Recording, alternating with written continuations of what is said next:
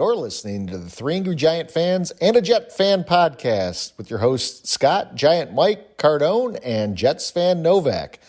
Listen to us free on Buzzsprout, Apple Podcasts, Google Podcasts, or wherever you get your podcasts from.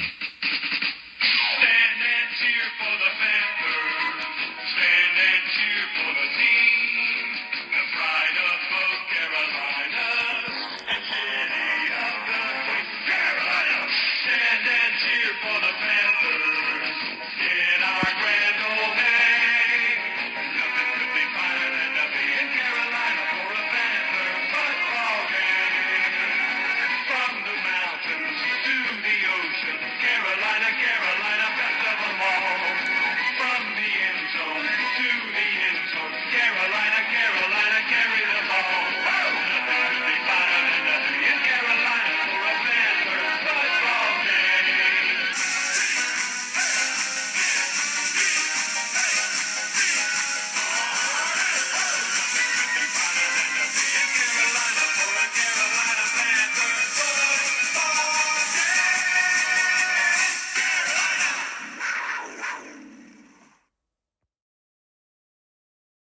So it seems like once a year I have to dust that off.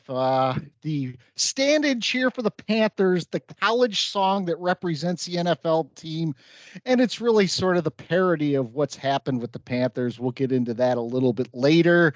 Of course, this is the Giants podcast, but we always make fun of our friends here in Carolina. So stand and cheer for the Panthers as they go through another coaching change. So we are the Three Angry Giant Fans and a Jet fan. This is your host, Scott, Giant Mike, Cardone, and Angry Fan Jet. Angry Jet fan Novak. I fucked that up last week, too. Whatever works.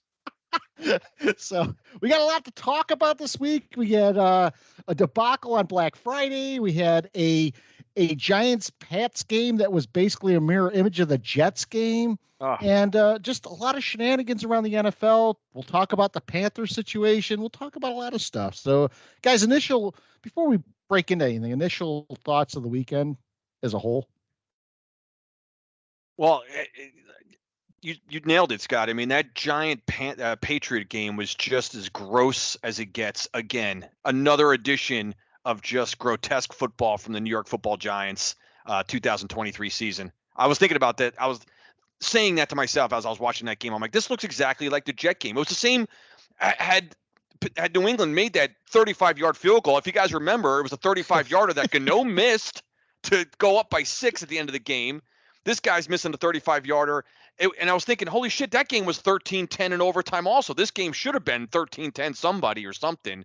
So we could, I mean, Black Friday feels like a month ago. So Novak, I don't know what, right? I mean, I hope every now and then a great Thanksgiving, by the way. So I had a great one up in Blowing Rock, North Carolina, up the mountains up there. But it was a great weekend as far as Thanksgiving break. But Black Friday football was gross. The Giants Patriots was gross. That's my take right there. I mean, everything was bad. I mean, the Sunday night game, the Monday night game, the Thanksgiving Day games, nothing was good. There wasn't. No. I mean, did you guys watch a game that you were really into other than college? Which I'm not going to say it again. I watched one. I was kind of interested in. Yeah. Oh yeah. But as far as the pro game is concerned, Thanksgiving was horrible to watch. It was boring as hell. Yeah. Every game was just dreadful. What are we going to say? We have nothing left to say about the product that is the NFL right now. And Cardone, you hit it nail right in the head. I was going to say Alabama, Auburn, but that too. Yeah, I won't even talk about the weekend for all the reasons that Cardone and Novak just brought up. But to go back to our opening with the Panthers, I don't know if we'll get a chance to get into that even later, but I don't know if the outside world outside of Carolina kind of realizes what a shit show this is here in Carolina. I am going to tee that up for a segment because I think, now that Daniel Snyder's gone, we have our Daniel Snyder replacement in the NFL, and there's a lot of shit to talk about there. So a lot to unpack. So before we do that, before we talk about the Pats game and the Black Friday game, let's give a shout out. This was a fun one for me because I like the origin of this name. So hello, Treasure Island, Florida. Population 6,584. It's in Pinellas County on the Gulf of Mexico. And in 1915, the people that settled on this island decided to boost property values by burying and pretending to find chests of gold. Hence the name Treasure Island, Florida. And it was the home of Babe Ruth. Yeah, come on. It's the The home of Babe Ruth? The Babe Ruth. What? Yeah. What? I don't know if he moved there in his later years, but he didn't really have later years. He sort of died young. Yeah. I know he looked 68 when he in those Right. clips, but he was actually He lived there for 6 months after retiring from the Yankees. Right. that's cool. So they kind of, to pump up tourism, they said, "Oh, we're finding all this pirate gold. You guys should come down here with a shovel." Is that where Kramer was when he had the metal detector on the beach? Was that where was he on that? Bet. So yeah, I just thought that was interesting. I love Origins. You know, it's not as good as Antelopeville, but it's it's right up there. What is? So does this mean someone from Treasure Island? We have a listener who We was have a on Treasure listener. Island. He's that on mean- Treasure Island. Man, you got to send us questions or something. Call in. I have so many questions. So Giants continue their odd season. They played a game against Mac Jones and Zappy where the game was handed to them basically, and yet they still almost had a chance to lose. Like Cardone said, we had to survive a shanked field goal at the end by New England to avoid them going into overtime, and just a miserable game. And it's funny because Giant fans are so upset about winning and destroying their draft position that the Giants Twitterverse, you have fans like writing in resignation letters. It's like, fuck, bye Felicia, go. What the hell is going on here? We're fans. If we can't root for our team to win, if you can't root for Tommy DeVito and seeing his parents in the stands doing the what will probably become tired in about a week or two. It's right there. It's already there. Yeah. I'm trying to figure out. I'm looking at the box score, guys. And you look at these numbers, and if I just told you, like, all right, what do you think the result of the game was? The Giants had a total of 10 first downs. They had a total of 220 yards of offense, 4.4 yards per play, sacked another 6 times. By the way, I mean, where are they now in terms of like being sacked this year? Aren't they on pace to shatter the record or something? I mean, I know we have 17 games now, all bullshit, but you look at these offensive numbers, and my God, it's just week in and week out. And I know, and it's not. I got to give DeVito credit. The guy's actually playing he plays fired up. I kind of like the guy's, gusto out there, if you will. He plays with a little bit of fervor and some zest. So he's winning some people over. He's won me over a little bit. I already made one apology to the guy last week when I was, barking at Fox for putting his, caricature up there saying get to know Tommy DeVito. But the guy, he's actually playing with. He's got the offense rallying around the guy a little bit. So for whatever that's worth, who the hell knows, right? I don't know. It's just a weird point in the season right now where these games. Again, we've talked about this on our pod many times where I can never root for the Giants to lose because I'll tell you, early in the game when the Giants were just sputtering around, I'm just barking at the TV as usual in a game that just eventually doesn't matter at all. But what's also interesting, not only the draft pick people will be upset about, the Giants now leapfrogged over the Washington Redskins, and we're now in third place.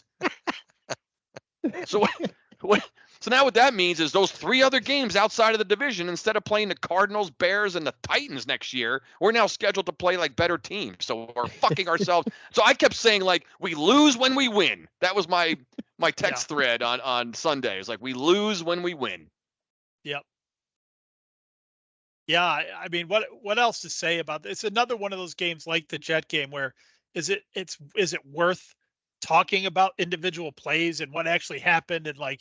I'm the only thing I can talk about, and I was going to save this as part of my pet peeve, but I'll use it here is why is every punter fucking Ray Guy against the Giants? Why? I don't, I don't understand it at all. It's unbelievable. These punts hitting the ground at the 2 and bouncing straight up in the air. It's unfathomable. I'm glad you brought that up, Mike, because that's my part of my pet peeve involves. Yeah. No, so continue because I don't think you'll merge into my peeve here. But yeah, it's interesting you said that. But go ahead, please. It's like because our offense isn't getting off the goal line, so what defense makes a big stop, and all you see, you like clap for 30 seconds, and then realize we're on the 40. This is gonna. Oh my God, he's gonna down it at the 1.5. Meanwhile, our punter, great. The ball hits the 20 and rockets through the back of the end zone. Right. Every time it hits the ground. The ball hits the ground. Our ball hits the ground, and it's got those fucking like Wile E. Coyote jet roller skates on the back of the ball and just rockets into the end zone somehow. The ball does a 4.240 from the 20-yard line. There's no one near the ball able to down it. I don't understand. Yeah, I don't get it. I mean, the Jets game and this game was the same thing. The Jets game is like, my God, give us some breathing room. Is that Morstead, Novak? Yeah, we were plugging that punt like a drive into the sand trap. It was just dropping right in, not moving. It's just we're reduced to analyzing punts at this point in the season. I mean, look what's going on. Jesus, we're worried about field position. It actually played a part in this game. So if you remember, Gillen had like a 70-yarder earlier in the game. Like you said, Chris, it hit like at the 12 and bounded into the end zone. Yeah, no one could catch up to it. No. And then when we need a good punt, the punting the same direction. He kicks like a 32-yarder. Yep. That the Patriots returned to like our side of the field. They're set up there for their last minute drive that they had that eventually ended in the missed field goal. But still, you just want your guy. I don't care if he kicks a 70-yarder in the first quarter. I'd rather kick the 70-yarder at the last drive when it happens. Yeah. It's all the little things. This team. Punting has been.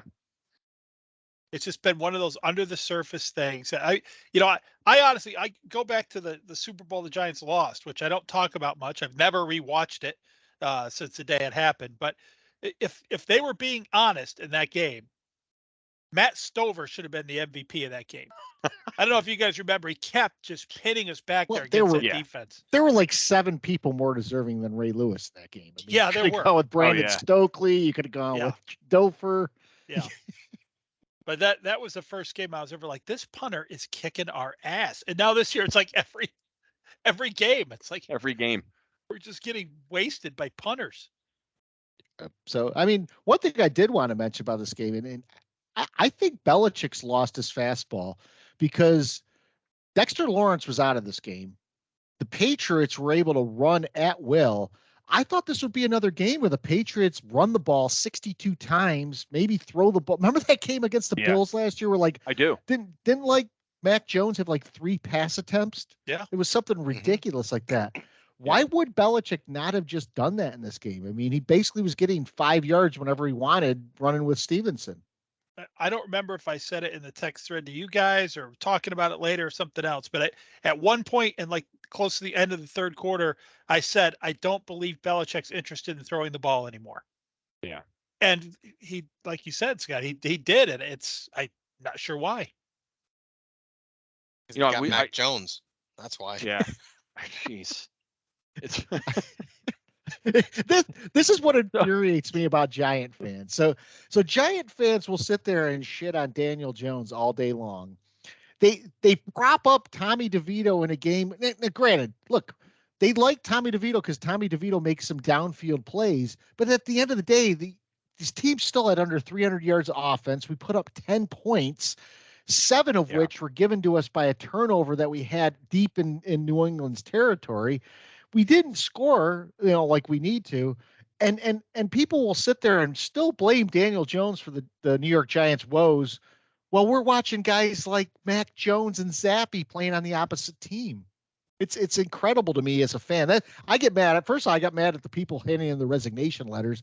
I get mad at anyone that's like just bailing on this team or saying, "Oh, I hate this team. We're not even trying for a good draft pick." Fuck the draft pick right now. I'm going to highlight a little bit. I started saying in the middle of the game, and at no particular point, I think it was Wan'Dale Robinson just pissed me off a couple of times. First of all, what's funny is I happened to be out. The first play I sat down and watched. It's comical. I was a little bit late getting the game started. I know I have no excuse for missing the first few plays of a Giant game here, but the first fucking play I sit down and watch was the jet sweep fumble by Robinson. So I'm thinking that's how my day started. I'm like, and right then and there, and then when Sterling Shepard dropped what would have been like a key first down later in the first half, right? I'm trying to remember exactly what drive that was. I started saying, I'm looking at the Giant receivers, and we've talked about the receivers a number of times. And here's what I decided at the end of this game.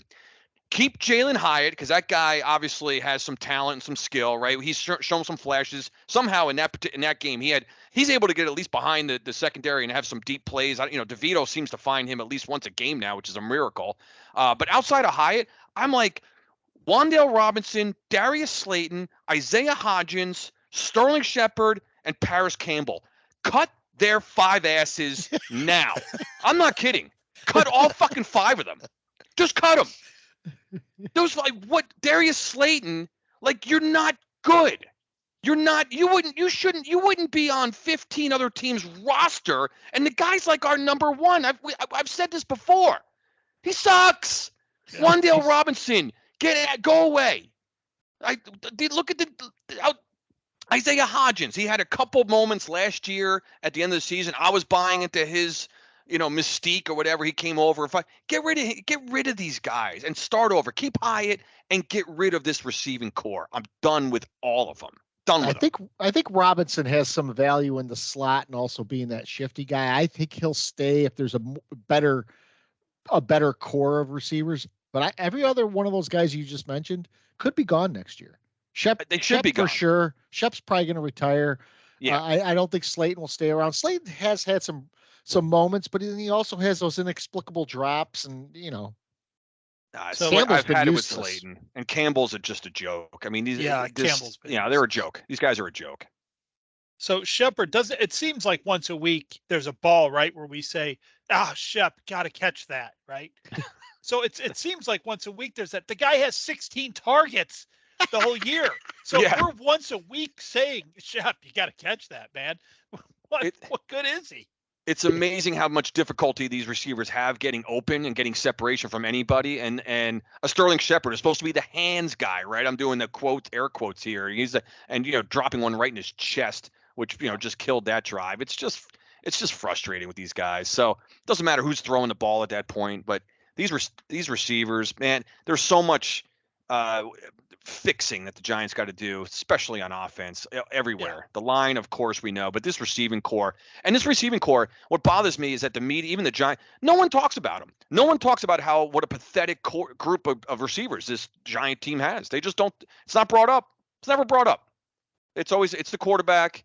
It's you name it. It's everything but like the receivers. You barely hear much about it, and they are among, if not the worst in the league as far as a group. They got nobody. Yeah, Hyatt is actually showing some talent. That's it. We talked about it in 21, and then 22 is that outlier year we have now. We're right back where we were in 21 here in 23, and it's just this idea that Jones goes down, and the team becomes less than bad. They become non-NFL competitive. They're below NFL competition at any level. That should be an advertisement for Daniel Jones as the quarterback of this team. It shouldn't be the opposite. People shouldn't watch 6-7 weeks of Mike Glennon and still decide that Daniel Jones is the problem. It's unfathomable. I don't get it. He might not. Well, I think our draft pick is actually going to be far enough back now that he might survive as a starter another year, but it wouldn't bother me at all.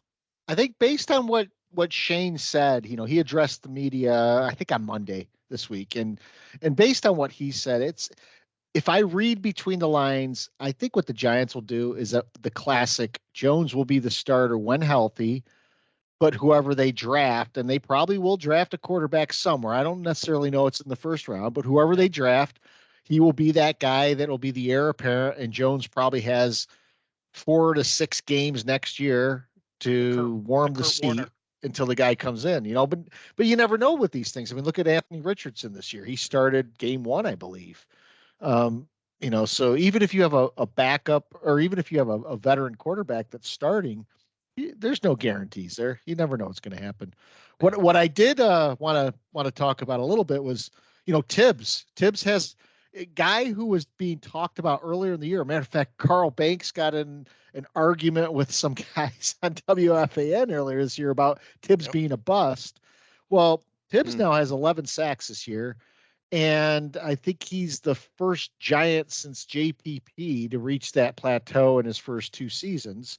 And the guy is starting to come on in a scheme that's very tough to get a lot of sacks. So Tibbs to me, when I see him play, he's a difference maker out there. There's a couple guys. Yeah. Okerke's had a great awesome. year. I mean, he just seems everywhere. He had that interception this week, and he had a chance to take that to the house. He should have. I was begging him to take it to the house because as soon as he does it, it's a field goal. At best. Yeah. Yeah. Yeah. No, Tibbs is a guy. I mean, I have the guy's jersey. I love the guy. I was shaking my head at the beginning of this year, like, all right, time to come on. Where the hell are you? You're invisible. And sort of quietly over these past few weeks, he is really picking up a head of steam. And on some plays right now, he looks unblockable. He seems to be in the backfield all the time. I mean, I think he's going to settle into a nice career now, I hope. Yeah.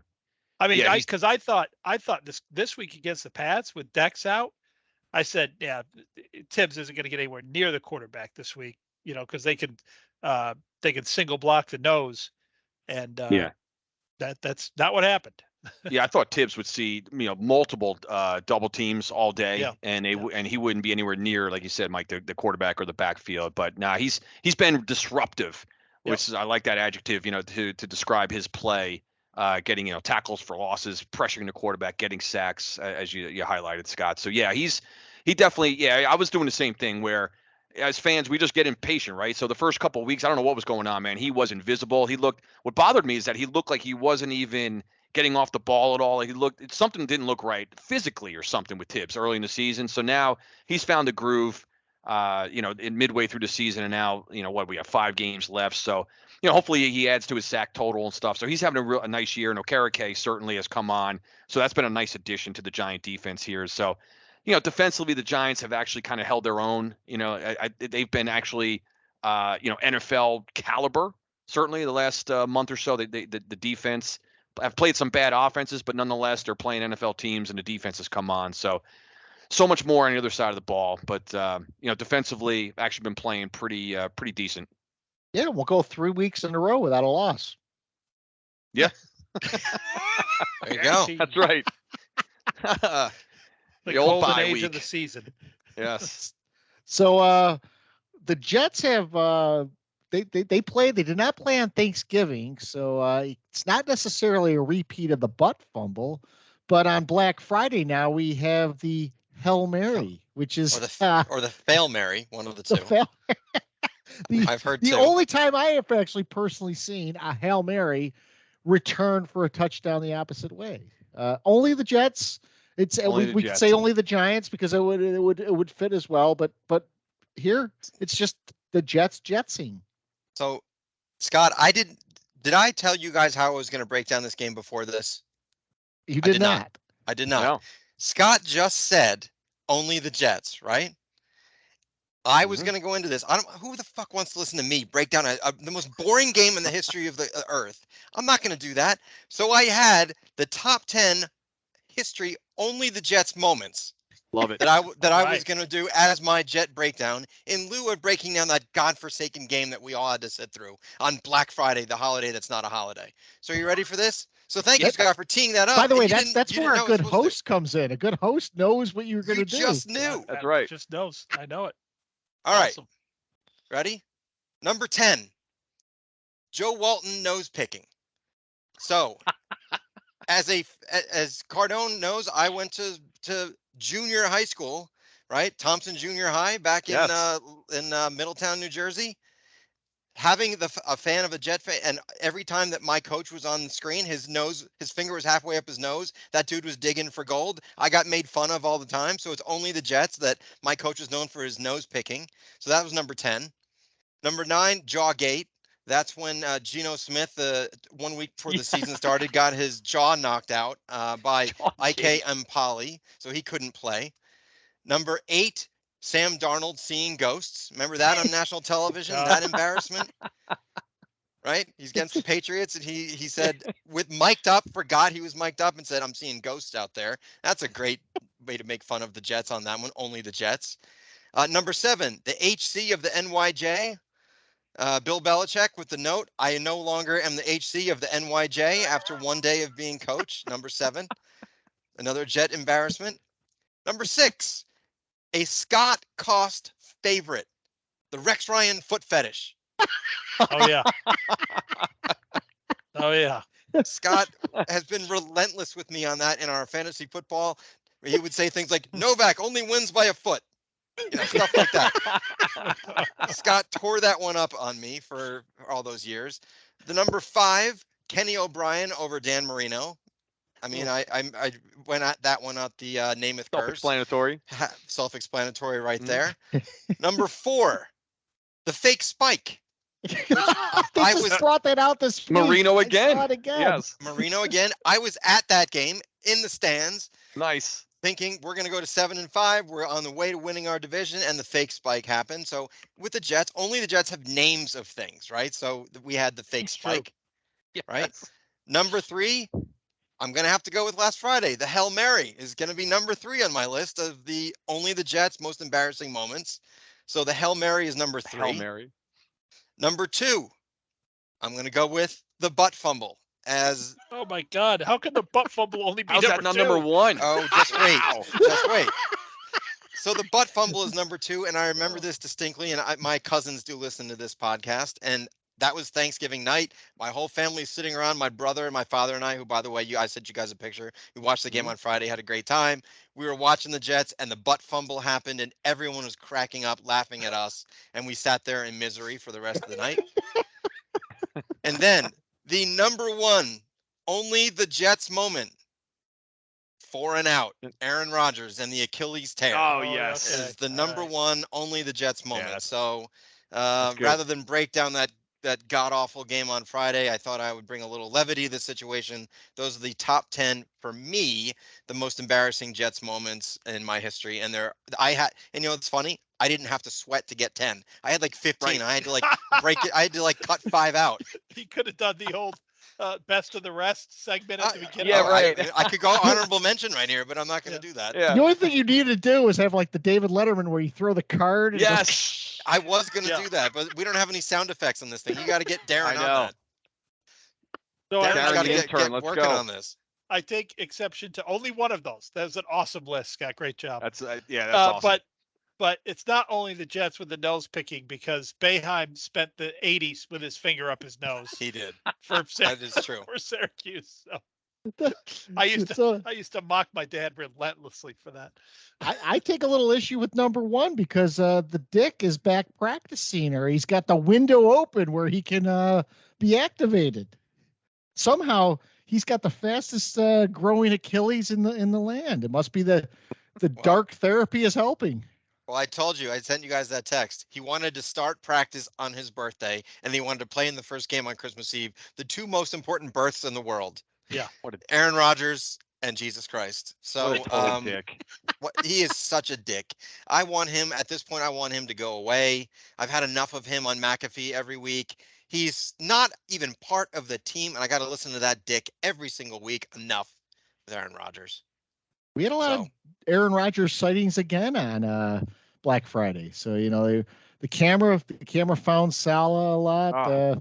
The camera was, and it's funny because I did make a point of this when the Giants were playing to see how often they showed Dable. And they were talking about, when they would talk about Dable, they would show Dable. Mm-hmm. Otherwise, they just showed the game. There were so many times during that game where they didn't show any sideline after plays.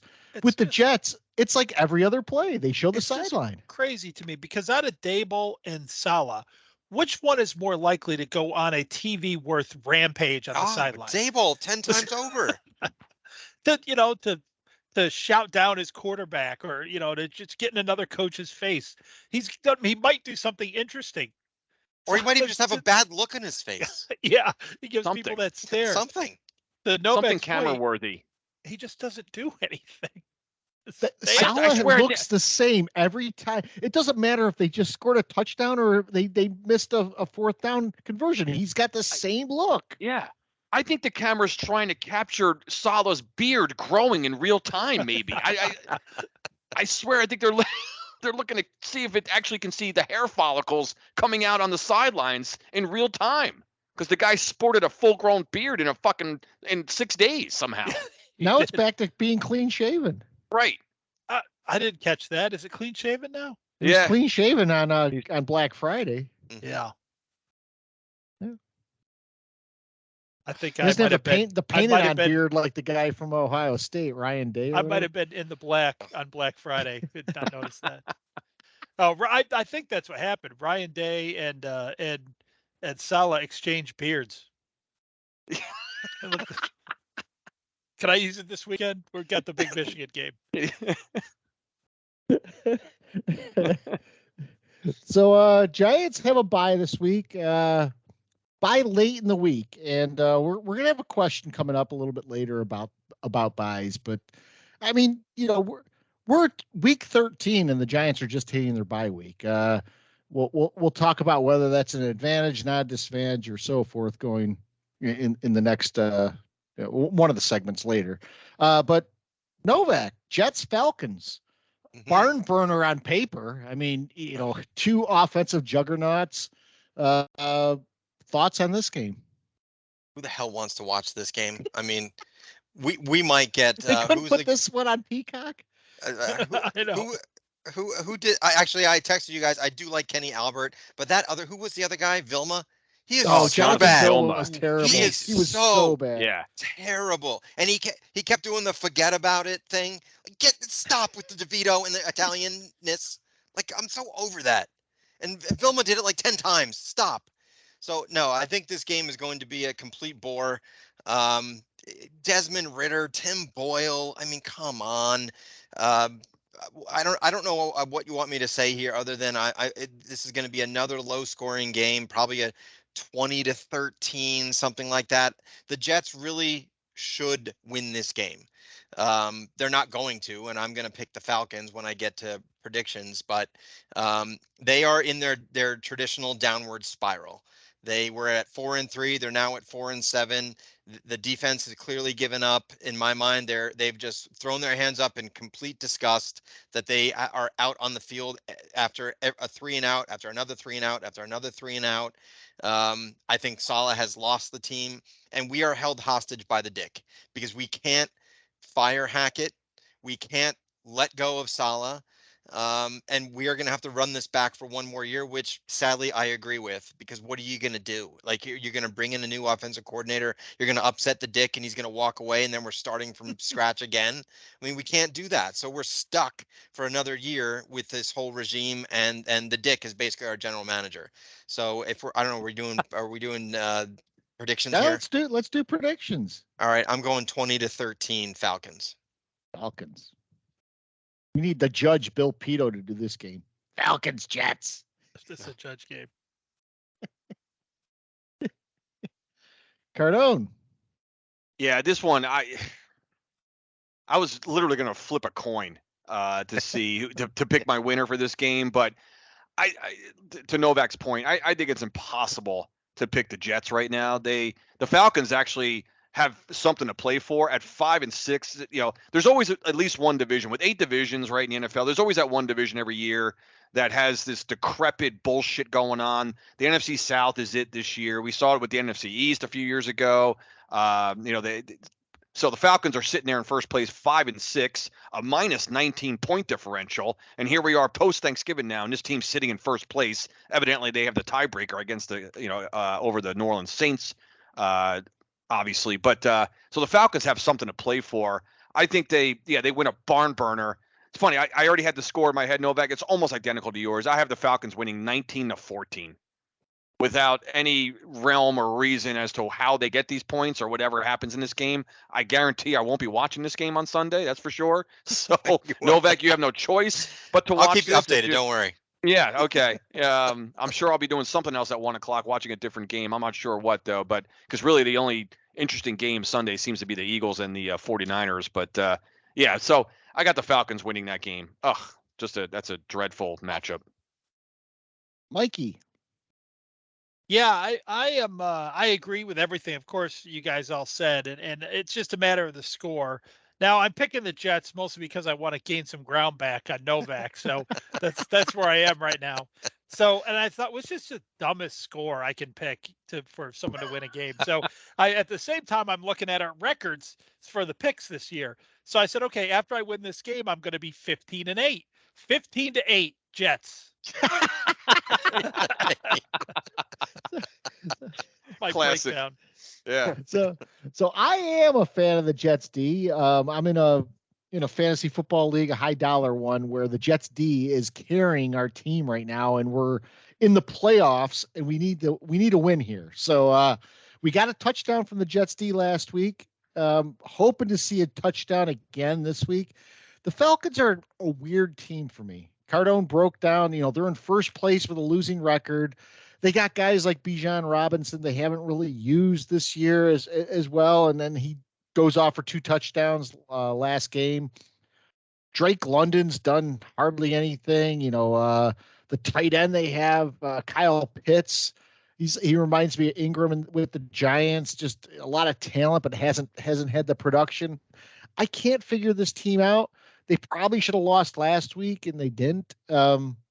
But I'm going to go with the Falcons 17-16. Ah, Close game. tight one. Like it.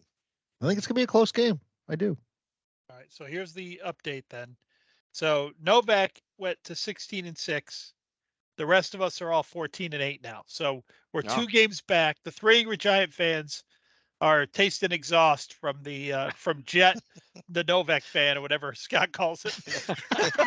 I'm the angry Jet. Yeah, the angry Jet.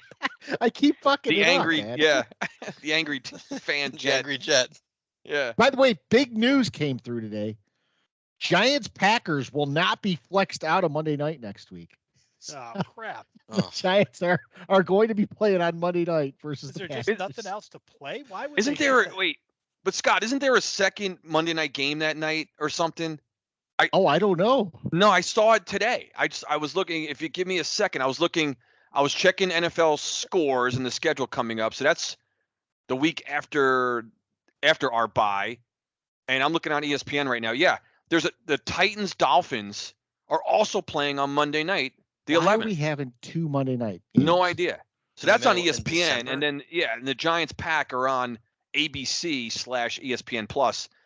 I'm looking at it right here. I mean, they got Titans Dolphins also on Monday. How the hell? When did that happen? Did they flex I have no that? idea.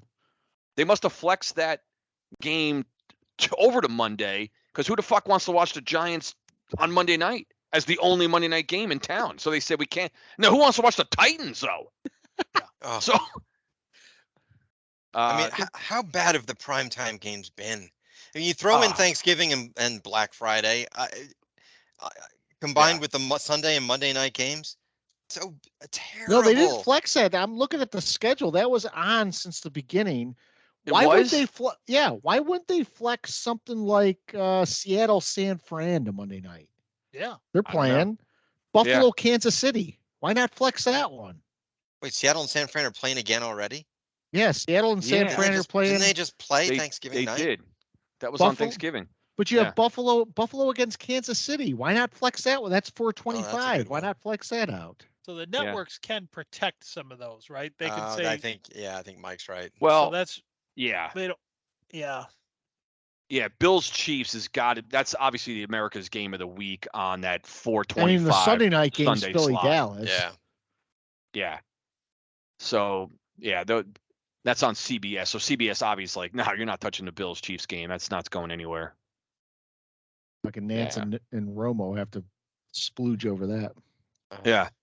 Which, by the way, can I take a moment to just bag on the NFL here as in general? I know we've talked about this because Novak brought it up I think in your pet peeve a couple weeks ago, you ran through the games, the matchups, and like, would you watch this? And I think we were like, 13 out of 15 were like, no, we're not going to watch that shit. So I got an interesting text from a friend of mine, and I asked where the source of this came from because I hadn't seen this statistic or anything close to it. And I think he said it was from the Athletic subscription, which I'm not too familiar with. You guys familiar with the Athletic? Yeah. It's an app. Yeah. So let me just break this down. And I'm just going by what was sent over, and I didn't do the research myself. But going into Sunday, this is the entire NFL now. I love these kind of stats, league-wide stats. So entering the day on Sunday, the league is down about 6 points per game from its peak in 2020. So just only 3 years ago, the total points per game, I guess, had peaked. We're down 6 points per game on average. That's a lot, when you consider the entire league. Okay. It's also down 60 yards per game. All right. We had the same yards per pass play as in 1980. So that's all these little check down bullshit passes, these little short bullshit stuff that we see every week in every team, every offense except for the elite offenses like the Buffaloes, and we can name those ones. Does every NFL fucking offense looks exactly the same? Because we have a lot of bad quarterbacks out there. We have a lot of bad play calling. So penalties. Mike, you'll like this one. Penalties are at a 4-year high. Sacks are at a century high. So we've documented on our show here about how the defensive line is dominating the offensive line. So sacks are at a high. Penalty. Field goal, I love this one. Field goal attempts per game are basically at a 1970s level, because when no one kicks field goals anymore. Yeah, and then I'm surprised. Finally, it's not further back. Yeah, and the last statistic here, and this one's a little misleading. Passing touchdown rates are down 30% from 1965. So again, every team throws the ball 40 plus times a game. So how many of those are actually resulting in touchdown passes? You probably have a nothing touchdown. That one is a little bit misleading just because, okay, back in this, 1965 and 70, they threw the ball 18 times a game as opposed to 40 something. But what's interesting about this, guys, the first one, we're down about 6 points per game. Oh, with all these coaches going for it, passing up on field goals, going for 2, where the fuck are all the points then? Where are all the points? What so you're scares chasing me about points, this? you're leaving points off the board, and the league is down 6 points per game. So where Ironically, where are the analytics on this? Ironically, 6, right, Cardone? 2 field goals. Yeah. It seems like That's every team doesn't kick 2 field goals they should kick in a game now. Or that's a field goal per game, or per team, right? Yeah. It's 3 points for each. It's 3 points per each team. There you go. You know what scares me about this, though? Because the scoring's down, the NFL will manufacture scoring through officiating, which means that the calls, which are already at a high, are going to go even higher. And it's going to become even that much more bullshit when you see downfield plays called as penalties. Yeah. Well, it's kind of funny. I mean, Cardone, that is a very interesting set of statistics, because you do think about it. Like you remember the old major leagues, the joke they used to have, chicks dig the long ball. Remember that whole thing? Yes. It's almost like the NFL is saying, chicks dig the touchdown and no field goal because it's boring. And so they talked about this at the beginning of the year and was like, hey, let's start going for it. It's so funny. Like, that is incredible that you said that.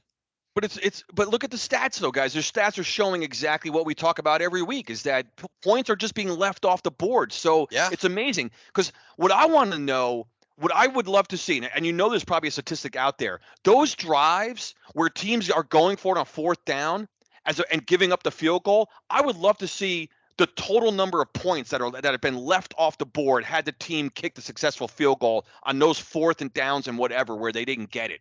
What's that number? Right, because those are points, and I'll continue to bag on Booger McFarland just because I think he's an asshole and I hate his analysis. Field goals don't win games. No, Mr. Booger, they do. They do win the game. The Chicago Bears won a disgusting game the other night, kicking only field goals, where Justin Fields is fumbling the ball all over the joint, and they still somehow won the game with field goals. You know what I loved about that game? The advanced stats. So in between, like while they're playing, I'm flipping channels and I'm over on another channel and the scroller's coming across and it's talking about Bears, and it says Justin Fields ties Bears record, I think, for 12 consecutive completions. Great. Then the next thing comes by, advanced stat. Justin Fields averaged yard per throw or air throw or something was like negative 0.5, which means he was throwing every ball behind the line of scrimmage. If you can't complete 12 of those in a row, then you're really terrible. Yeah. Yeah.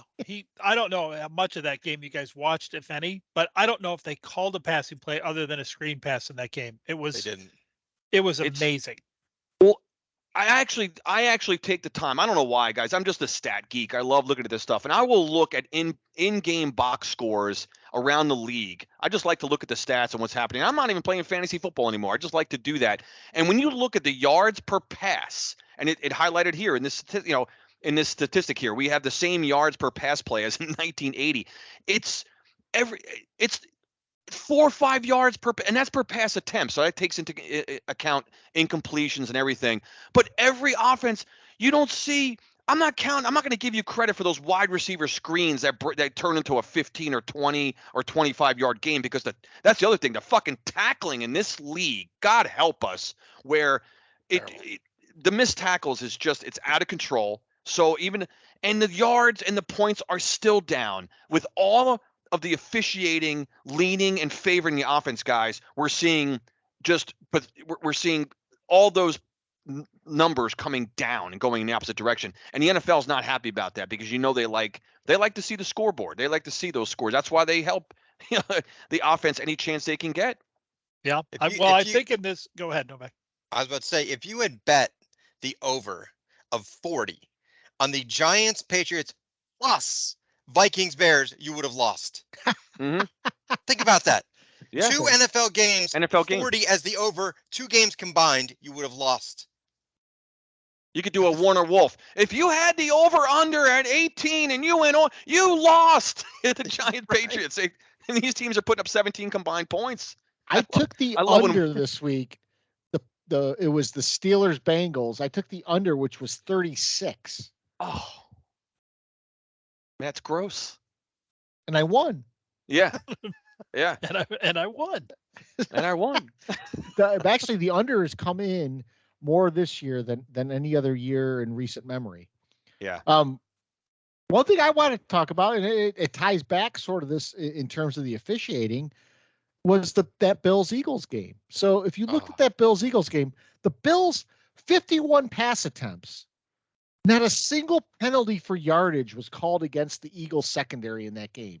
So 51 times Josh Allen dropped back.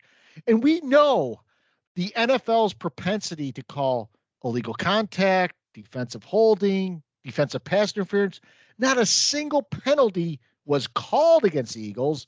There are quite a few on tape that look like penalties that weren't. So at halftime, Philly had 1 penalty for 5 yards. The Bills had 10 penalties. Yeah. At the end of the game, the Eagles had 4 penalties for 30 yards. Buffalo had 11 penalties for 80 yards. There was a play actually. First and I don't think it was first. I think it was second down inside the Philly 10. Josh Allen rolls to the side, gets pulled down by what looks like a horse collar. Not only don't they call a horse collar, but they call intentional grounding on Josh Allen. Whereas if you watch the replay, there literally was a receiver where the ball landed less than 2 yards away from his feet. So they don't call a horse collar, and they ring him up for an intentional grounding. So next thing you know, it's wherever at the spot of the penalty, loss of down, third down, and you end up missing a field goal. We saw no PI called on a couple of plays where guys were being grabbed. That we've talked about this before. That's a penalty every time. Well, no, that's not called every time, because I just saw an instance here where a guy has his jersey being pulled coming out of his break, and there's not a flag.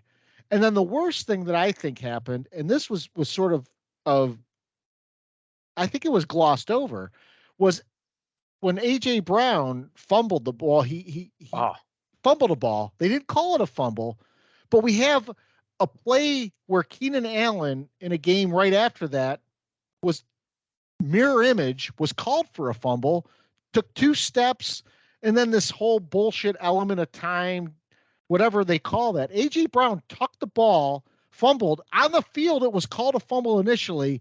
And if you remember, New York buzzed down immediately and said, oh, no, that's not a fumble. Then they don't even review it. Whereas with Keenan Allen's was called a fumble on the field. And of course they had to stay with that because they couldn't overturn that. So these things happen where it just seems like every call against the Dolphins, against the Bills, against the Cowboys has now gone in Philly's favor. And guys, I watched Philly when they had to go down and score, where their tackles are moving early every fucking play. Every play. It's not even like hidden. It's not like this is they're kind of moving early. No, they are blatantly moving early. No flags whatsoever. I don't know how you compete against this. And meanwhile, this is what pisses me off. It should have been a pet peeve of mine. Romo talking about the championship DNA that the Eagles have.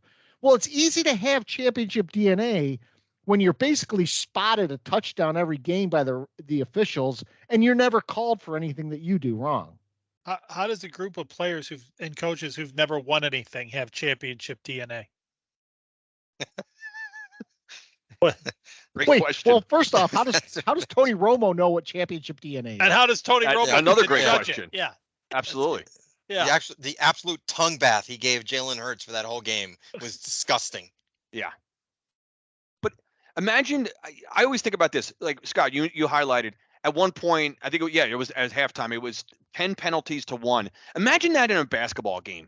Imagine that in a college basketball game or NBA where like one team has 10 fouls, the other has 1. It would never ever happen. Or if it did, if all of a sudden the refs realize, because what's going to happen, especially like in basketball, like the other coach is going to be obviously just ripping the official's ear on a timeout, and then you quickly get that, the next 5 calls are going to be on the team no matter what's happening. Here, no, it doesn't. Why them? Why the Eagles? Why are they the select team to be, just not get the defensive PIs or those critical third down holdings and illegal contacts on defense? Why this organization? Why this team? That's what I don't understand. Why them? Guys, why aren't they even getting called for false starts? And it's funny because people are like, well, look, they called Jason Kelce for 2 false starts in a drive. Yeah, but the guy's blatantly moving the ball early. I mean, he's not even hiding it. You got their tackles moving early on every play. Why are they allowed to do that and no other NFL team is allowed to? There's something going on this season with Philadelphia. It's hard to dispute. I mean, it's pretty freaky, actually, the number of examples you can get going back through the whole year. I have no idea how the Jets beat this team unless the officials just said, we're not going to do this today because it's the Jets, and boom. I mean, but there's something odd happening with the Jets. I was going to say with the Eagles. Yeah. The only thing, I mean, and this may sound far-fetched or stupid, but maybe not. Is this payback for the holding call in the Super Bowl? I mean, really, is this sort of, is it transcendent from that play, that questionable play on the game-winning field goals drive for the Chiefs in the Super Bowl last year? I'm just throwing it out there just for conversation or discussion. Seriously, I don't know. I mean, I think they want the Kelce brothers and Taylor Swift in the Super Bowl. Yeah. I mean, right. No joke. No, it could actually be that. Seriously. Absolutely. I'm not disputing that at all. The NFL is such a whore in terms of matchups and money and viewership and all that. I don't put anything past it. Nope. Think about it, guys. It's so true. That would be another dream matchup is a rematch of the Kelce brothers and Taylor Swift and all this bullshit. Kansas City, Philly. That's a damn good matchup for when you think, as far as Super Bowl teams. You think the NFL is not identifying this stuff and having absolutely praying they are. that's it. Yeah. Absolutely. You killed 2 birds with 1 stone by getting the Bills out of the path of the Chiefs by not even having to make the playoffs possibly. Yeah. I don't think they are. I don't see what's happening with the Eagles happening with the Chiefs. The Chiefs get calls. They have since Mahomes started getting good, but not like this. This is something I can't recall seeing anything ever like this before. there's something happening there. Because if you take any one of the sort of middling teams this year, which they aren't a lot of, by the way, that's another thing we Yeah. should talk about sometime. There's like 6 great teams and everyone else sucks in the league. But It's true. but I'm thinking if you take a Detroit Lions and you just shifted what Philly's getting to Detroit, they're going to be 8-1, 9-1 right now.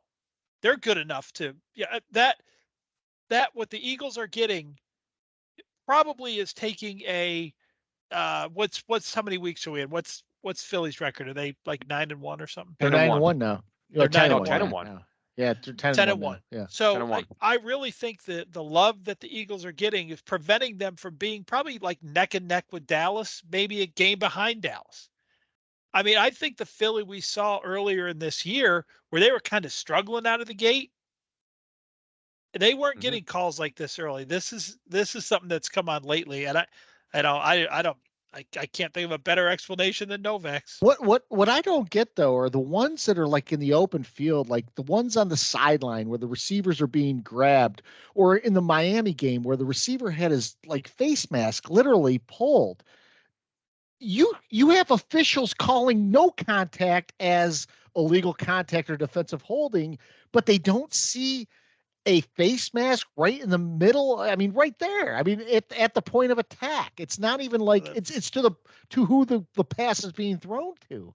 I don't get how you miss those, and furthermore, I don't get how you, when you miss those, you just like walk back to the huddle when the other guy's like berating. Yeah, the shot now of Josh Allen getting horse collared and spun around. That what's awesome about that shot is the official staring right at the play. Yeah. What are you looking right there. for? What are you looking for? So Sean Hockley, who is Ed Hockley's son, has worked I think it was five Eagle games now. The Eagles are 5-0 in those games and have covered the spread in every one of them. Wasn't there something like that going on last year too? We talked about with the Eagles. They had a ref that basically traveled with them. Yeah. Yeah. Is he cousins with Donahue from the guy that was throwing NBA games? That ref? Might have been Scott Novak. probably I don't know. I saw on Scott Novak. Did Scott Novak to the Giants Patriots game? He did. He Yeah. did. Yeah. Bonnie was like, "Hey, this guy gets around." The I saw on Instagram, put my cap on this. I don't know if you guys saw it, but Dean Blandino, I think, talking to Rich Eisen this week and actually saying he thinks it's technology, that the refs lean too much on technology. That was his explanation why because Eisen, he didn't pull many punches. He's like, you can't whitewash this. The officiating's not good. And, and Blandino said, oh, I agree. It's been a little iffy. And he gave his explanation why we lean too much on technology. And I'm like, no, that's not it. Technology has nothing to do with calling illegal contact on the, 50 yards away from the play to extend a drive for a team that was in 3rd and 17.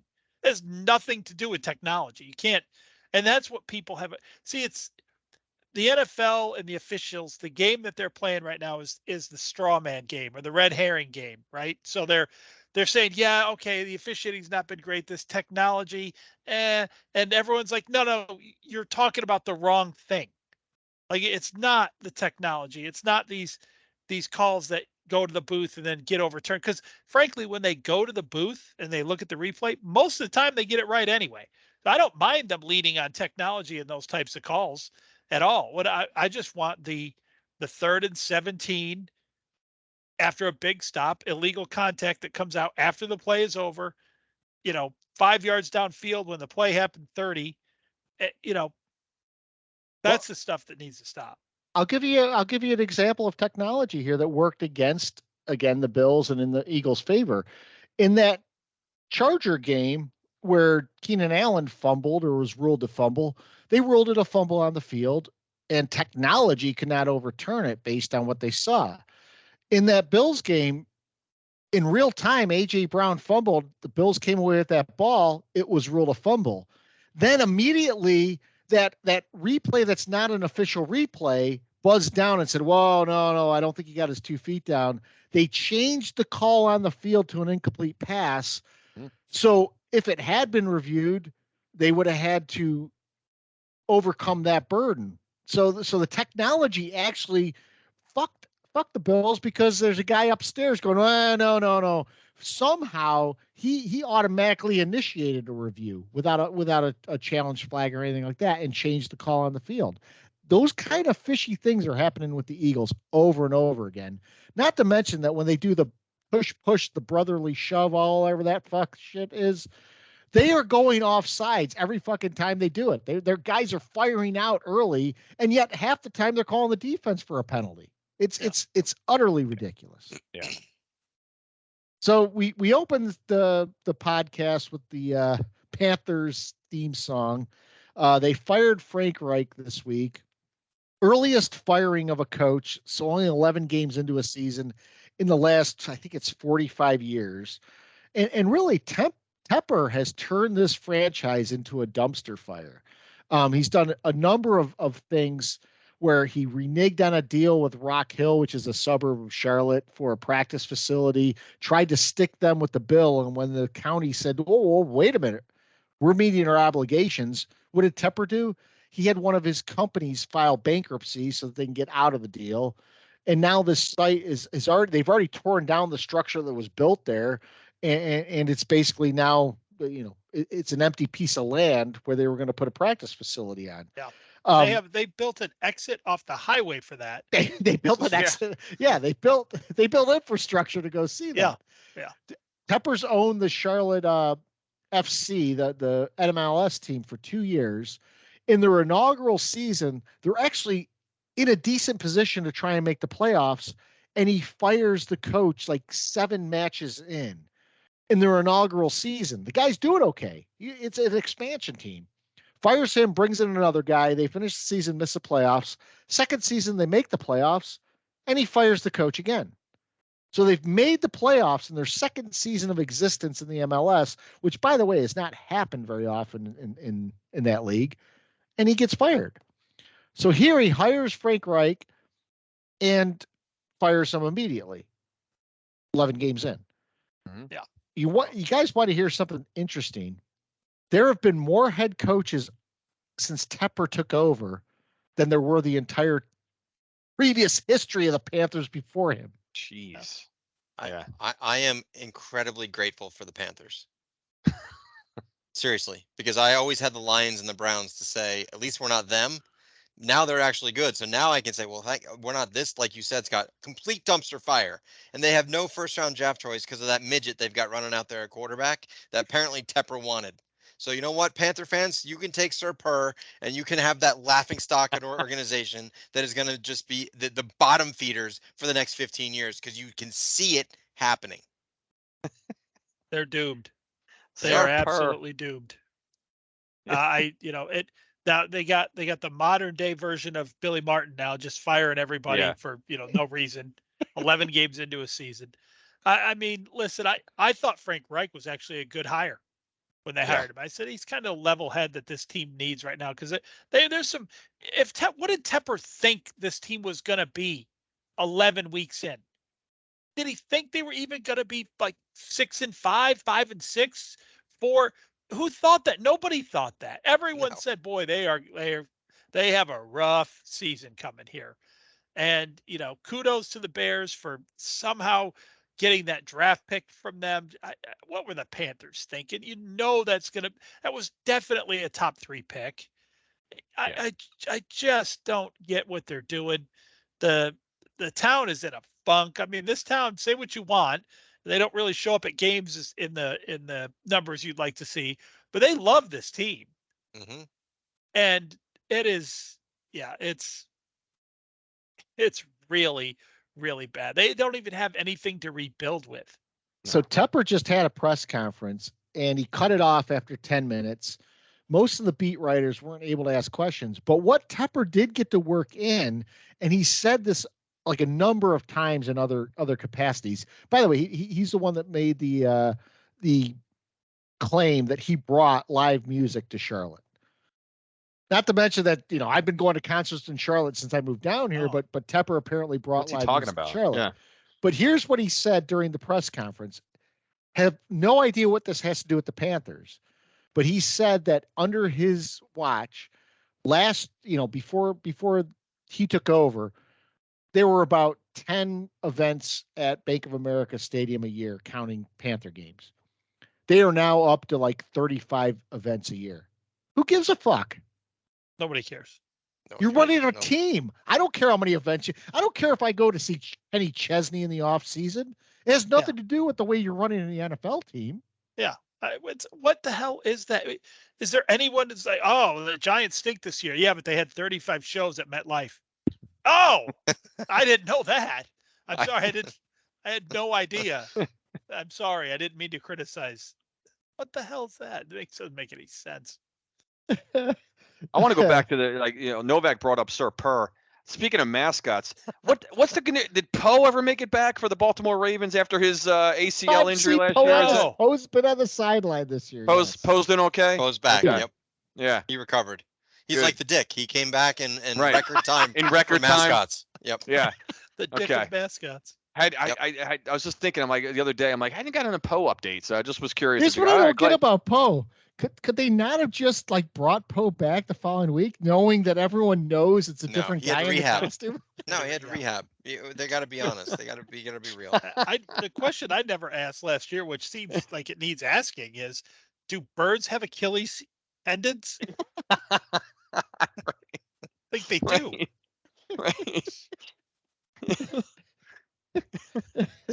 So you guys got pet peeves tonight? I'll start with Novak. Yeah, so I had a couple. So I won't say the other one because I'm hoping that one of you brings this up, because if not, I'll throw it out at the end. But my pet peeve is, normally on pet peeves, we have a reason or someone to blame for a pet peeve, whether it's coaches or officials or the NFL or whatever. My thing is, I can't understand. So some statistics. We have more than 5 million people play tackle football in this country every year. We also have 133 Division I colleges. And I watch a lot of college football, and every game I watch, I think, that quarterback's not bad. How can he not play in the NFL? Mm-hmm. How can we not produce 64 decent quarterbacks? It's a great question. Explain to me. I don't have an answer for this. I'm not blaming the NFL. I'm not blaming offensive coordinators. I don't know who to blame. My peeve is that we can't produce 64 capable quarterbacks. A quarterback goes down with an injury, and we put in guys that can't throw a forward pass. And it's not just Danny DeVito and Tim Boyle and Zach Wilson. Brian Hoyer and Nathan Peterman still have jobs. How? Oh my Ow. God. How is that even possible? So do you guys have an answer? Why can we not, like back in the day in the 80s and 90s, I hate to be an old fart again, Don Strock, Jeff Hostetler, Jeff Kemp, like these guys used to come in and move their teams down the field. Yeah, they weren't great, but they were capable. Why can't we not produce backup quarterbacks? I love the Nathan Peterman call out, because I've never understood how Nathan Peterman still has a job in this league after he threw like 6 interceptions in a game early on. I'm like, you're right. Guys just exist in this league, and you're saying to yourself, what's going on? I think Cardone and I were at the same game with Mike in Atlanta. We saw Kirk Kittner play, and I saw like we were in the back of the end zone, so I could see him throwing the ball, and I'm like, where the fuck is that ball going? Like when you're watching it live in a stadium, and there's like literally no one within 20 yards, and it's not an intentional grounding thing. It's just the guy is trying to hit a receiver, and he just can't throw it within 20 yards of someone. I'm like, that's Kirk Kittner. This is a backup quarterback in this league. I think a lot of it, guys, again, we've highlighted it just in that statistic earlier. Like, I think the offensive line play in this league has deteriorated to the point it's not even just sack numbers. We watch a lot of NFL, like the four of us, right? Guys, does it not seem, and I'm not talking about like, the better teams, like, which are we said, right? There's only about 6 of those, and then everyone else is kind of just mediocrity and just bullshit, the rest of the league. And a lot of that has to do with the offensive lines. It just seems like every quarterback they're running for their lives on every like possession. So, and there are some bad backup quarterbacks, and I'm not trying to, elevate the quarterback play, because I think there are a lot of terrible quarterbacks, but I don't remember it. I will be an old fart, Novak, and go back to like the 80s and 90s. And there were guys who got sacks, obviously, but there were a lot of drives and games where like quarterbacks, they just, there was a pocket and there were strong arm quarterbacks delivering balls down the seam and down the numbers and over the middle. And you had time. Guys are running for their lives every drive, it seems like. Yeah. We certainly have seen it with the Giants for fucking 5 years with Daniel Jones back there. But I watch a lot of football, and as soon as the ball snapped, there's just fucking quarterbacks just running for their lives on every play. Yeah, there was some evidence of this year, Chris, and great point. But so, the 49ers, right? They inexplicably in the middle of October lost 3 games in a row to Cleveland, Minnesota, and Cincinnati, right? Yeah. And then they got their bye week and they came back and they seem to have forgotten that happened. They're right back to where they were at the beginning of the year. Do you know who didn't play those 3 games? McCaffrey played some of that. He wasn't out for the whole thing. There was a player who was out all of that, and that's their starting left tackle Trent Williams. Trent Williams. Yeah. And they scored 17 points in each of those 3 games. There you go. Yeah. And you take those 3 games out, and I'm looking at it now. They're 30, 30, 30, 35, 42, 34, 27, 31. Wow. That's Yeah. how It's- big of a deal Trent Williams So it makes got now. the stat, and they've been keeping this stat for a long time. It's not always the sacks, it's the hits, hurries, and pressures, right? We always see that line for the quarterbacks, so Zach Wilson, 10 hurries, 3 hits, those numbers for every game, or it just seems like most of the games, every quarterback, it's ridiculous. Like, 17 hurries, 12 knockdowns, 5 sacks. Like, the quarterback doesn't have any room to deliver a football most of the time. Well, Yeah. and that was my thing. It's like the starting quarterback goes down, and you feel like they go into the in a halftime, they're going, okay, we can't throw it forward anymore. So we're gonna have to hand off, or we're gonna have to throw it behind the line of scrimmage. Yeah. Otherwise, this guy can't actually throw forward. So I'm saying, like, I don't expect them to thread the needle, but even the Jets back in the 80s had a guy named Pat Ryan who was not any good, but he was capable of throwing a forward pass. Like, every team loses someone and they say, oh, we're just giving up. We're just going to hand it off, or we're going to throw a screen pass. Yeah. I don't get it. Something's Well, not that's right. a good point, because back in the day, you don't have to go back that far. Guy comes in, you run the same offense. He probably throws a pick and you might lose the game or get sacked or something like that. But at least he's throwing this. He's running Capable. the same offense. I mean, Yes. we had Hall of Famers like Steve Young back as a backup to Joe Montana, albeit, but still the guy was a legitimate backup, for crying out loud. Aaron Rodgers was a backup. Yeah. Jay Schrader, Hey, Schrader. who came in and beat the Giants. After we shattered Theismann's leg, I'll never forget it. Yeah, Beesman. Theismann. Changed his own name to Theismann to rhyme with Heisman. Isn't that a true story? Yes, it Narcissistic is. asshole. That's a dick move. That is a dick move. So- Mike, pet peeve. Yeah, I teased it earlier. I can't remember if we were on the air or not, but my pet peeve this week is the Dallas Cowboys just themselves, and it's specific to them this season. It's other teams in past years, I guess, maybe, and it kind of goes back and dovetails with another pet peeve I did earlier in the year, which was nobody in the media or in analysis or anything takes your opponent into consideration when they evaluate how you're doing. So the thing that got me going on this was, I don't know if you guys watched a lot of media and stuff this week, but the Dallas Cowboys are now the best team in football, according to the media, and Dak Oh, Prescott God. is the MVP. So I was really curious. So Dallas is 8-3 right now, which is a great record. And listen, I'm not even saying they're not a good team. The Dallas Cowboys are clearly a good football team. No question about it. But their 3 losses are to the only 2 good teams they played, and somehow inexplicably to the Cardinals. So that's their 3 losses. Their wins, guys, their wins are the Giants, the Jets, and the Patriots were their first 3 wins of the year. Ugh. How do you even get lucky enough to get that on the schedule? That is basically the same terrible team 3 weeks in a row. with Arizona wedged in there, and you fucking lost that game somehow. If that was Mike, if that was college football, you would fall in the rankings for beating those teams, Yes, even though you exactly. won. Yeah. Yeah. So then, they're starting to get some love as Dak back, and they get absolutely obliterated by a great 49ers team, which, by the way, I believe that next week the 49ers went on their slide. But anyway, and then starts this thing that's got them like Dak is the MVP, and this is the best team in football now. Their schedule, now mind you, I'll start again. Giants, Jets, Cardinals, which they lost, Patriots, and then the 49ers where they got killed. Now here we go. So it's Chargers, Rams. They annihilate both of those teams, of course. Then they're at Philly. They get beat. Immediately just get beat.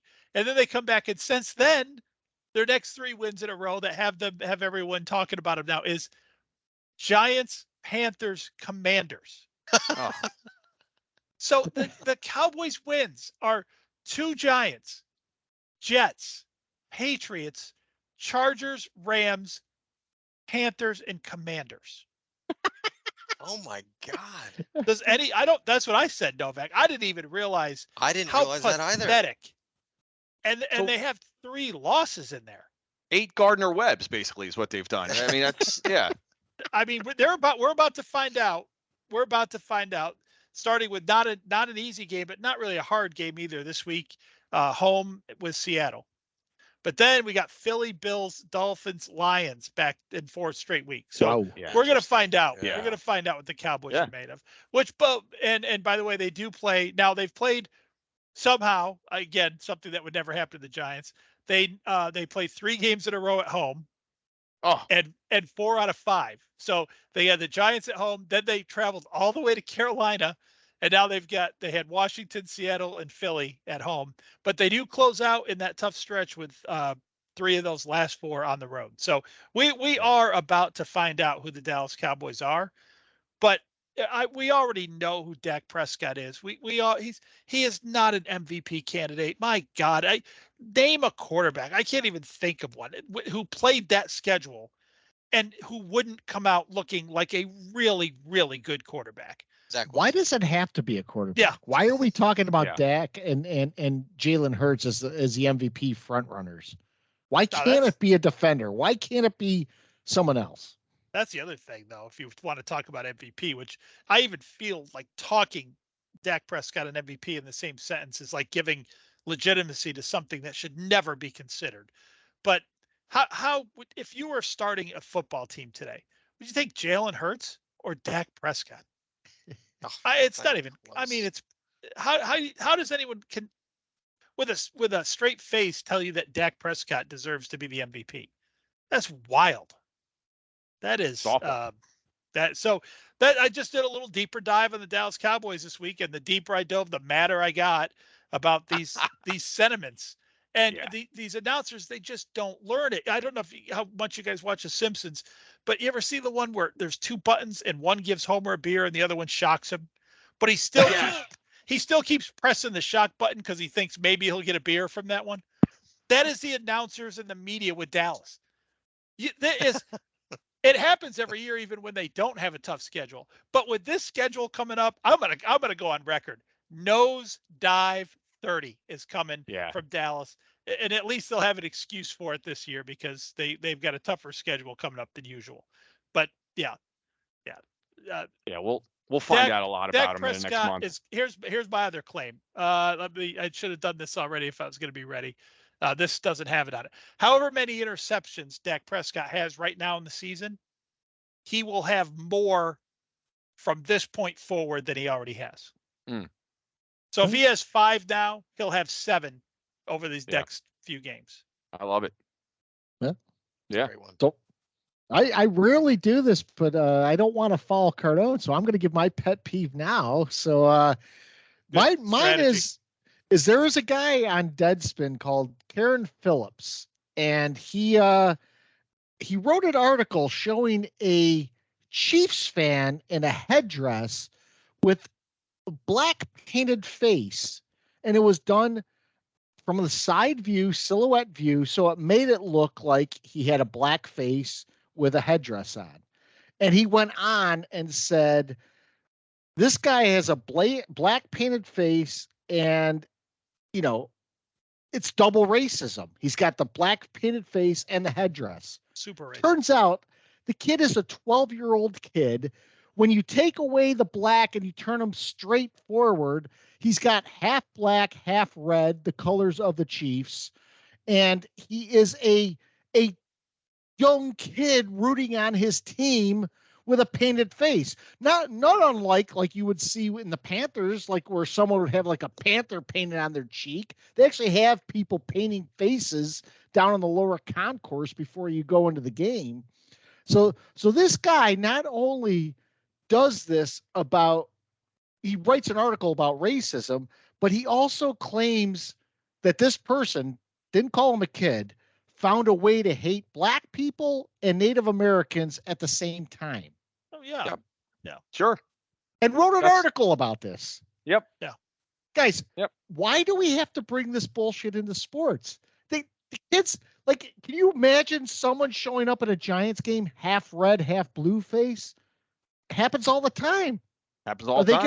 Are they gonna get called racist for having a face painted? I hope this kid's family sues this guy into oblivion. Mhm. That is the only good outcome here. Yeah.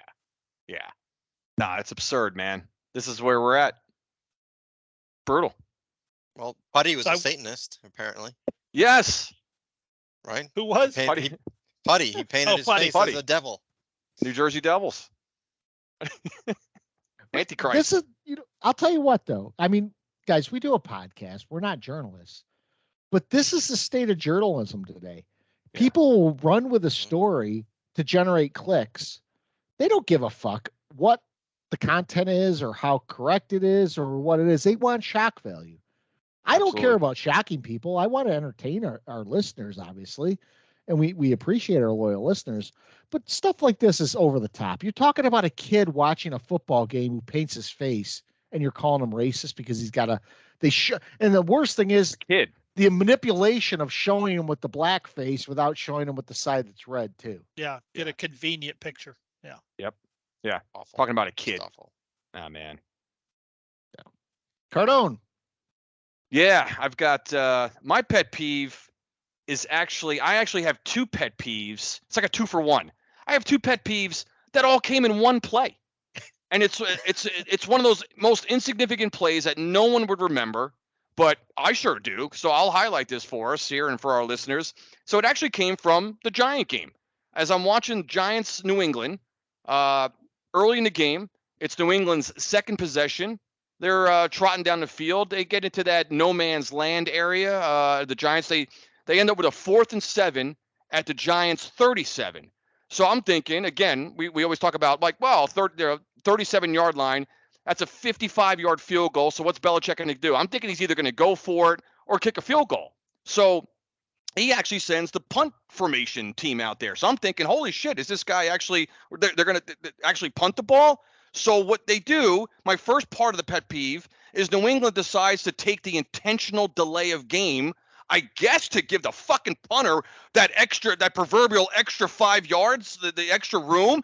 I want to know when this started and why this started, where NFL caliber punters need that extra room as if they don't know how to kick a 30-yard punt. Shit, Gillian sends 35-yard punts unintentionally all game. Send him out there. He doesn't need the extra 5 yards. So they take the intentional delay of game. I'm like, oh, here we go. Here are the assholes taking the extra delay of game. So for that, but guys, I don't understand the extra. I've never understood the extra 5 yards there. Like they're on the 37. What's the difference? So they go back to the 42. So then my second part of the pet peeve, the asshole Brian Daboll led Giants declined the fucking penalty. So now I'm thinking, I was hoping that Belichick would now decide to send the field goal unit back out. All right, assholes, you're going to decline the penalty. And so I was hoping they would kick a 55-yard field goal then. They keep the punt formation on. I'm thinking, which no one ever thinks about this, what if the Giants go off sides now after declining the penalty? Now you move the ball up to the 32, in which the Patriots could either kick the field goal from which would then be a 49-yard field goal, or just hell with it, just go for it at that point, 4th and 2. So I'm thinking these assholes are intentionally delaying themselves to give the fucking extra 5 yards, which no one has ever explained to me how that helps. Because guess what? They kicked from the 37, and what happened? Hisman, you brought this up earlier. We got nailed at the 5-yard line anyway. So they didn't need the 5 yards. Yeah. So I had 2 pet peeves all wrapped up and rolled up in one pathetic play where they're delaying themselves, and the Giants decline the penalty. We end up first and 10 from our own 5-yard line anyway. Stop with the delay of game. Just kick the goddamn ball, because I don't understand why these punters need this 5 yards. When did this ever start, or when did that happen? I have no idea. And the Giants deciding, I've seen this before, where teams, they're being clever and declining that penalty. Don't decline the goddamn penalty. I was hoping then, what if you go offsides, Dable? What if some jerk then jumps across the line? Now you put the ball at the 32. No one ever says that. You think Jonathan Vilma is clever or smart enough to come with that? I'm saying it from the couch. You think Vilma's coming out to be like, oh, geez, that's a questionable call there by Dable to decline that penalty? No, Vilma's going with his, forget about it. That's what he's doing. You think Vilma is actually analyzing to that depth or level, which doesn't even take that much? I'm like, why decline it? I was thinking, Giants, we've gone off sides before on field goals. Everyone does. Luckily, they didn't. Anyway, and the guy, so the third part, the trifecta, is getting drilled down to the 5-yard line anyway. Stop with all this bullshit with the 5 extra yards. Just punt the ball. I'm hypersensitive to Vilma ever since he said when Evan Ingram dropped a pass that was uncharacteristic of him. Uncharacteristic. He says something now every game that goes against what we've seen as fans, and I say to myself, has this guy actually watched the team at all this year? Because he'll say something and you look at it and you're like, what are you talking about? He talks about like Saquon Barkley. Barkley wasn't in on third downs for most of this game. And his opening thing was Saquon Barkley was going to be a huge third down threat in this game. Mm-hmm. How? I'm based on what? I'm convinced about Vilma maybe more so than anyone else, that he does. They're there all week. They interview players. They develop what the narrative of the game is going to be. We've already seen that. Even if the game doesn't follow the narrative, they force it into the narrative. But Vilma, I'm pretty sure, just shows up on Sunday morning.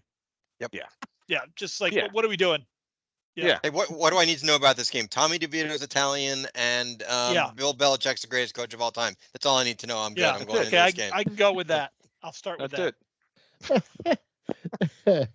So we do have real quick. Go ahead. What the F with these halftime shows on Thanksgiving? That's the only thing. I thought you guys were going to go there, and we Dolly didn't. Parton?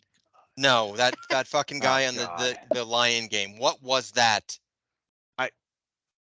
I have to say, no, I actually didn't watch it. I heard, there was a lot of talk about it, and it wasn't even intentional. I didn't watch the halftime show, so I wasn't even aware what the hell was going on. I found out about this shit later. I heard. I know. No, Brutal. Novak, everyone's going on about Dolly Parton. You have what is she, like 77? 77 years old, dressed like a Dallas Cowboy cheerleader, having to support herself on the railing half the time for not falling. She was furniture walking across. It's like, really? I mean, great. She looked fantastic. She's 77 years old.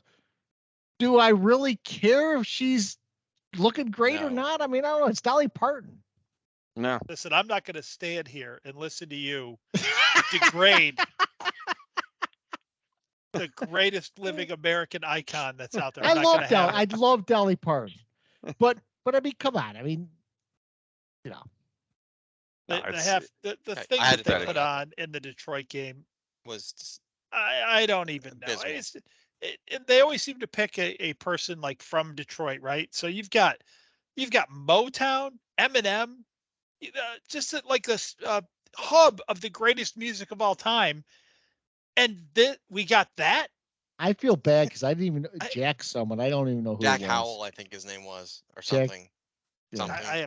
I would say Jack Reacher, but that's like a movie guy. Jack Reacher halftime would be awesome. It would be amazing. have him just beating down people. Yeah.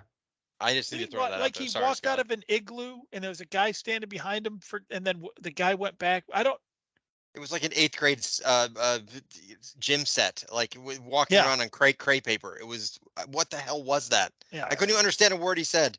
I'm sounding old, but whatever. That's why I Sorry, didn't watch Scott. it. Yeah. So we did get a we few had to questions. Google who it was. Jack Harlow, I think. It was. Harlow, that's what it was. Sorry. Harlow, yeah. All right. He's great. So we got a few questions this week. Our friend Chris Coons asked, do we like the staggered buys, or would we prefer like a mid-year week where every team has a bye and there's just no football?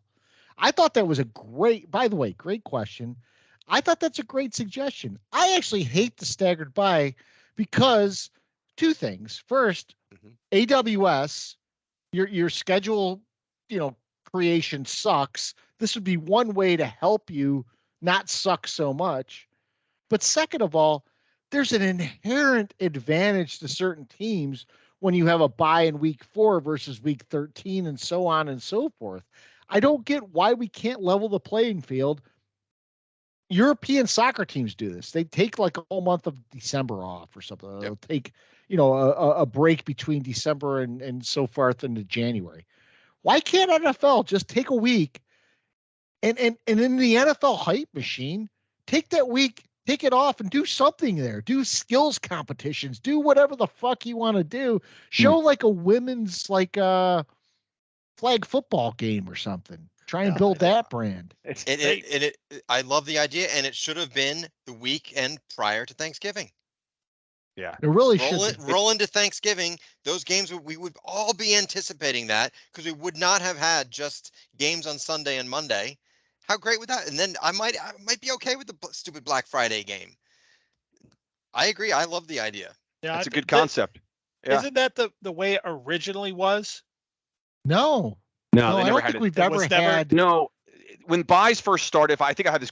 They used to do it like just by division. So like every team in the same division would have their buy simultaneously. Then they started somehow getting into the staggered, where it's just random teams now, right, that have the buys on the same week. But this idea is I like because then you don't get that team like it does level the playing field. You're not playing a team that is coming off a bye and another team is been battling on the road for the last couple of weeks or some shit, So yeah, I like that. I like the idea of every team having the same time off. I think last year, actually, the Giants played 3 different teams coming off bye, and then also played a team where the Giants were on bye, but they were on bye at the same time. So it was it didn't give them any advantage. Yeah, I like this idea a lot. I really do. I think it should have legs.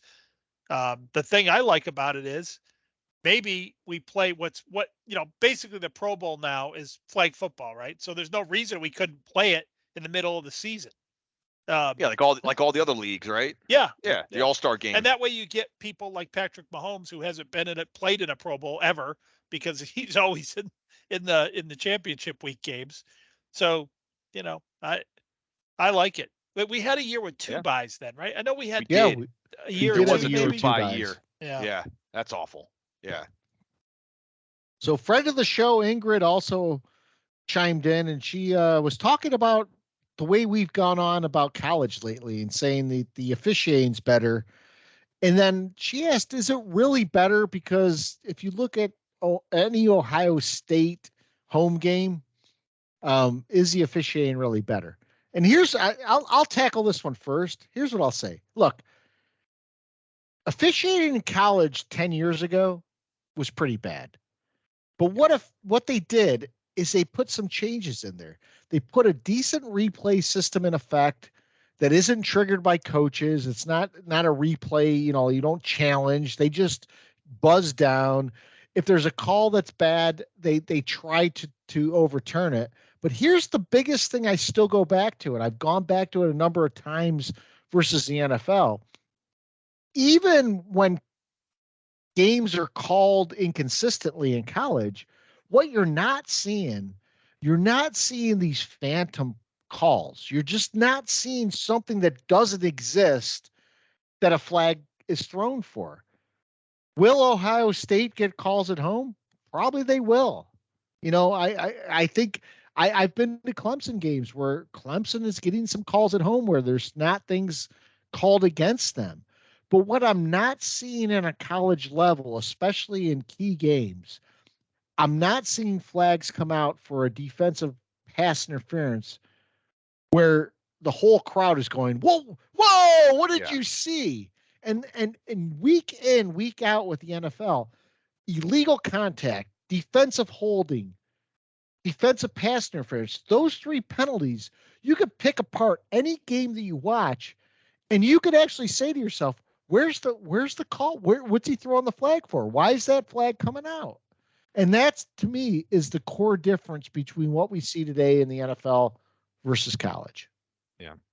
Not that bad calls don't exist. They're going to exist. Yeah. But And college has done a good job of trying to mitigate it. There's just. I was gonna. Yeah, go ahead, Mike. No, I was just gonna. Seem to...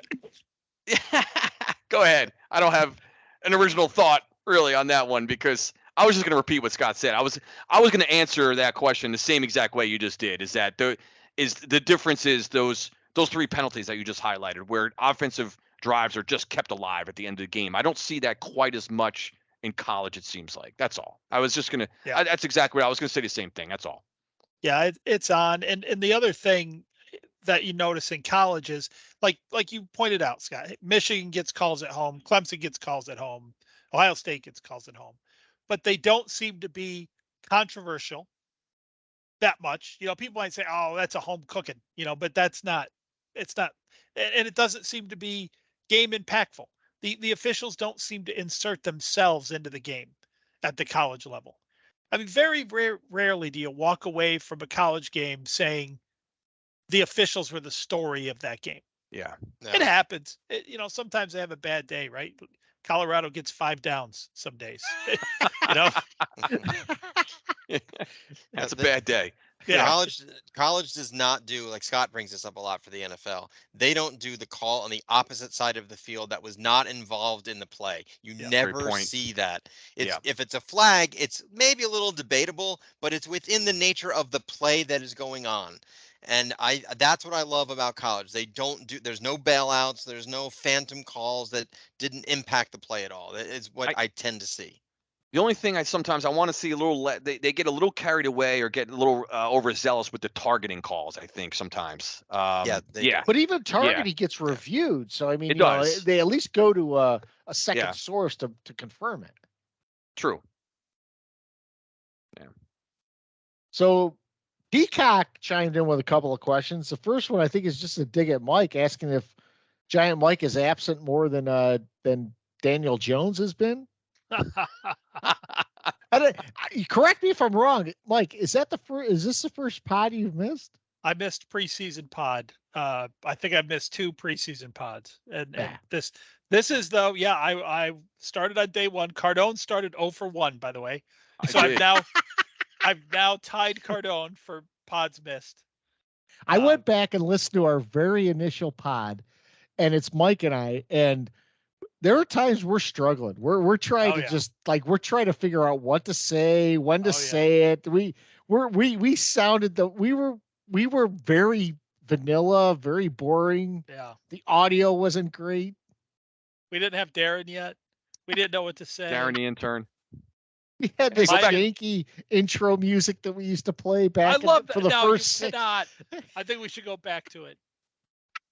Hey, go back to Seinfeld. Go back to Seinfeld season 1. Not that hilarious. You know, it took a couple seasons to really find their groove. If I'm ever in a bad mood, and I need a pick me up, I will listen to Scott's drunken Cincinnati Bengals pod. That's amazing. I laugh differently about something on that pod every single time. If anyone's out there listening, listen to that one. If you can skim through all of the different pods, you are missing out if you're not listening to that pod. I got to go back. There's listen to that one. nuggets in there, man. There's a lot. Even when I listen, I pick up things because I had no idea what I was saying back then.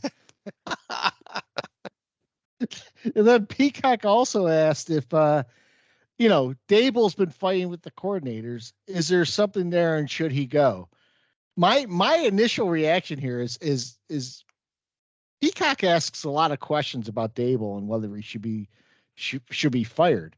And I'm thinking to myself, I love the fact that McCarthy is the coach of the Cowboys. I don't want him to go anywhere. So is Peacock threatened by Dable? Does he think that maybe Dable's presence is going to impact the Cowboys at some point? Of course. I want to take a life insurance policy out on McCarthy. I want him right there for as long as possible. And if that means that they need to sneak into the playoffs this year and win a game, I am all for it. Just keep McCarthy in that seat, and keep Dak behind center. And the rest of the division will be just fine, as long as that particular combination stays. Absolutely. Couldn't agree more. Yeah. Now that I did hear something about Dable and Wink maybe having a rough week, but I did also hear that Dable gave Wink Martin the game ball this week to, you know. Wink got the game ball this week. A lot of this stuff I think is the product of beat writers trying to drum up stories during a bad year. Well, the journalists are mamby-pamby little pussies, pardon my French. And would real men like football coaches get into it a little bit, oh my gosh, they hate each other. You know, it's like the difference. Like, you ever have guys over playing poker in your wife's home? I did that one time, and everyone left, and she comes up to me after. She was like, "Is everything okay with you guys?" I'm like, "What do you mean?" She's like, "Oh, you said some things that were unforgivable." I said, they said it back to me. She's like, "Oh, if I talk to the girls that way, oh my God." So it was it's the same thing. It's these reporters are basically just little mamby-pamby, never played a sport in their life, could only write about it. And they're just shocked and appalled at when, football coaches and players, sometimes there's testosterone a heated exchange. Flows over. Yeah. We can't have heated exchanges these days. No. That's a character flaw, apparently. No disagreeing. You guys got anything else this week? All right. No, just looking at, I wanted to make one comment. I'm looking at strength of victory, and to Hisman's pet peeve, the Dallas Cowboys have a 308 winning percentage of strength of victory, which is among the lowest of all. The Saints somehow have one lower, and our Giants do too. But as far as the playoff teams, by far the worst. Yeah. And the Miami Dolphins, which we've highlighted too. Miami 311. And everyone else. Oh, I did have a question for you guys. Can I have a question to you guys on something? Yeah. I was looking at it tonight. So if I give you a couple guesses, name the only team that is undefeated on the road. One team in the NFL is undefeated on the road right now. Eagles seems like too easy an answer. They lost to the Jets though on the road. Exactly. So it's not the Eagles. Undefeated on the road. Undefeated on the road. Only team. Every other team has at least one loss on the road. Baltimore Ravens? Nope. Cowboys? Nope. Lions? Nope. I was going to give you at least 5 guesses, and I think we're at 5 right now. I don't know. Dolphins? Nope. I want to keep going. Maybe something stupid like the Jets? I mean, what? Nope. Ravens? Nope. I said the Ravens. Yes. Pittsburgh Steelers? No. I don't know. I have no idea. Give up? Yeah. It's an AFC team. Broncos? Nope. We didn't even talk about the Broncos, by the way. This is awesome. We'll talk about them next week because I think that will be pertinent. Undefeated on the road. Seattle? No, he said AFC. AFC team. Oh, okay. Okay, AFC. They used to be Seattle. in the AFC. Yeah, my mind went back to when they were in that division with Denver. I mean, we pretty much named everyone at this point, so. The Jaguars. Yes. Oh! The Jacksonville Jaguars are the only they're 5-0 on the road. Only It's because they're out of Duval. Yeah, they're so to get out of Duval. Yeah.